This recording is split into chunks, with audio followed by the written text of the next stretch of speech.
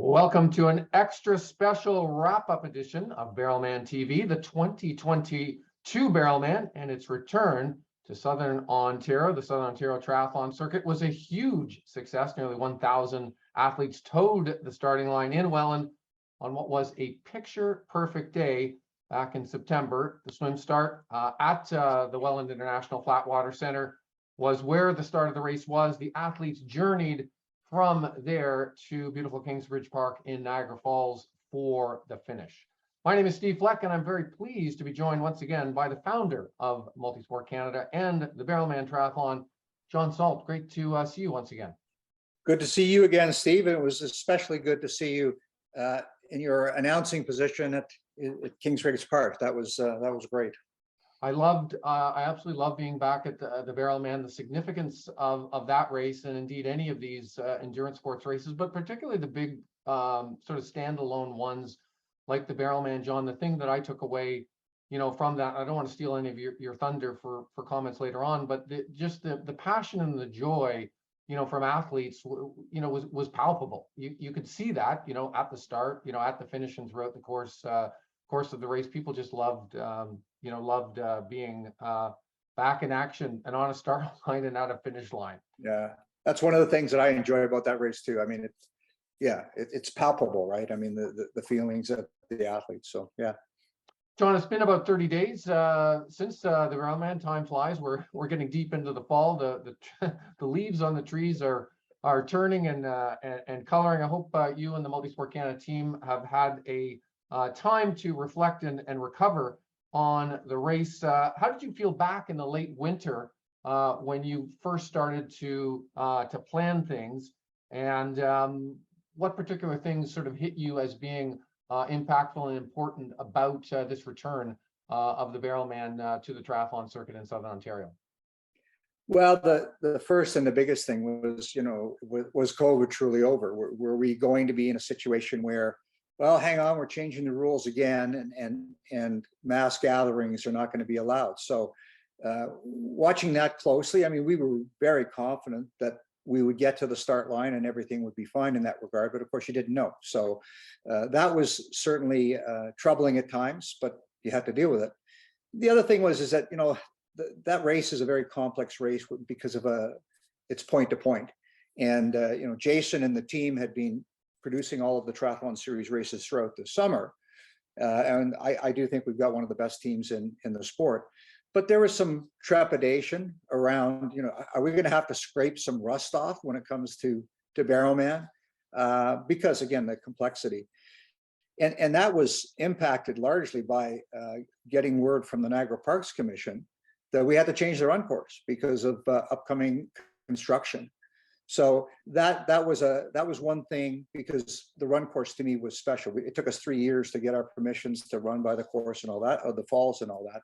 So I was very concerned as to whether the athletes would be disappointed, and by all accounts they weren't. So that's great. As I hinted at, the return was pretty special. Athletes, their passion and joy palpable. Was there a special moment for you personally? John, in the day, maybe an interaction with an athlete at the finish line. I know you take that role that you and the MultiSport Canada team, play at the finish line very importantly. Was there a special point in the day or interaction with one athlete that sort of resonated for you? Well, the easy answer is no, because the whole weekend was so damn special. It really started on Friday when we were setting up, and there was a few athletes who were drifting in. I think Mac was up from the States, one of our ambassadors, a great ambassador, and we chatted a bit. And then it rolled into Saturday. You see the registration, the familiar faces, and so many happy people. And I had a chance to talk with a lot of the athletes as they were registering and after they registered. And they were really excited, whether it was the first time at Barrelman or coming back.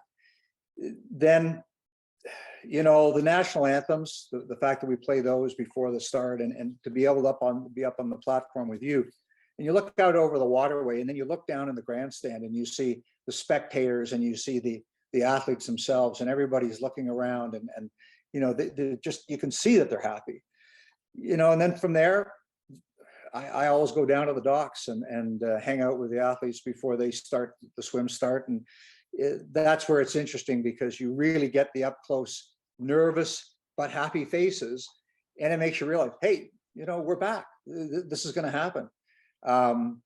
The changes that we had on the bike course, I was wondering about that, but that day, the fact that we didn't have any real hitches is, I mean, anytime you have a race, the fact that there's no hitches on the bike course is a good thing, especially with out and back sections. And I was really, that was a moment for me when I knew that everybody was off the course and happy. That was another one. And probably the finish line for a couple of reasons. I still wasn't sure how people were going to react to the run course, as I mentioned earlier. Were they going to receive that well, or were they going to say, Salt, you guys blew it. But as more and more athletes crossed the line and we greeted them there and spoke with them, 90% of the people were just, I love the new run course. It's even harder and I love it and it was great. And then the final one, of course, is with you and the team greeting that final finisher. I mean, that's always special, and that wasn't different this year. John, I'm glad you mentioned our visiting American friends that come across the border for the Barrelman. How important was it to see them back? But before you answer that question, I just want to add, an anecdote to this. I was approached, throughout the day by some of the Americans who were so pleased that we actually played the U.S. national anthem, at the start. That is unexpected, I think, on their part. They're coming, to a different country, and they're just expecting to hear, "Oh Canada," but we do play the Star Spangled Banner. We've done that every year, for them, and it doesn't go without notice. They notice that, and they approach me every year and come up and say, it was so nice, and thank you for playing our national anthem at the start. So back to you, how important was it to see them, back with us on the start line and at the finish? I said this year in and year out, we were pleased when we were able to secure that venue for Barrelman, because we wanted to see the American athletes coming up and racing with us in Canada. I mean, you can look at it from a purely a marketing perspective, I guess, and you can look at it from trying to grow that race. Being on the border, that's significant, and hopefully you do a good enough job that that our American neighbors are going to come up and race with us. Every year that has happened, and again, overwhelming positive responses for all 7 years. This year's the number were down a little bit, and I would have to think that was probably because of some of the restrictions, the COVID restrictions at the border. But by any measure whatsoever, the American athletes had a great time, and we were extremely happy that they came back. As I mentioned, it's been about a month since that last finisher crossed the finish line at Kingsbridge Park. John, you mentioned those challenges that you were facing back late in the winter and early in the spring, facing the race. Were there any particular challenges as you got closer to race day, and you were pleased with how the team responded to those and resolved them? Well, and Steve, you know this from being around the sport for so long. Any race, there's always challenges behind the scenes that could be very minor to quite significant. In a race, again, with the complexity of point to point and everything else, there are a lot of challenges behind the scenes that affect every race. But our job is to deal with those so that the race stays safe, most importantly, and that it doesn't affect the athletes. The biggest challenge certainly took place 72 hours before the race started.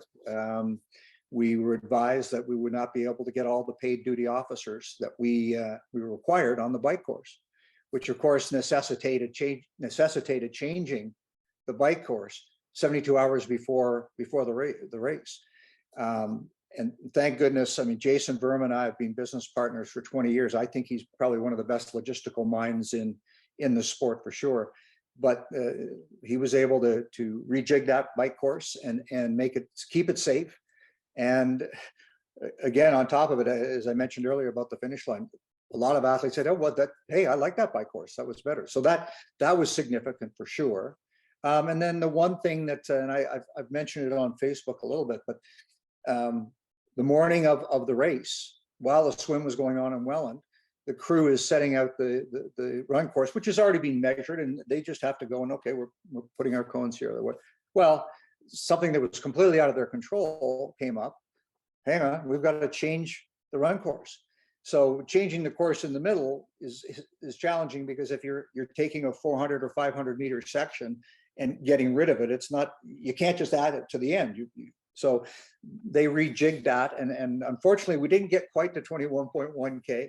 I think we ended up at 20.5, and we've adjusted the results accordingly. But again, you know, the crew did their best to get that as close to the distance that was required, and they did an amazing job. So yeah, those probably were the two significant behind the scenes challenges. So the course is slightly shorter. I was joking with Taylor Reid in a pre-race interview I did with him, John, that if he did break Lionel Sanders' course record, we wouldn't tell Lionel that the bike and the run courses were slightly shorter.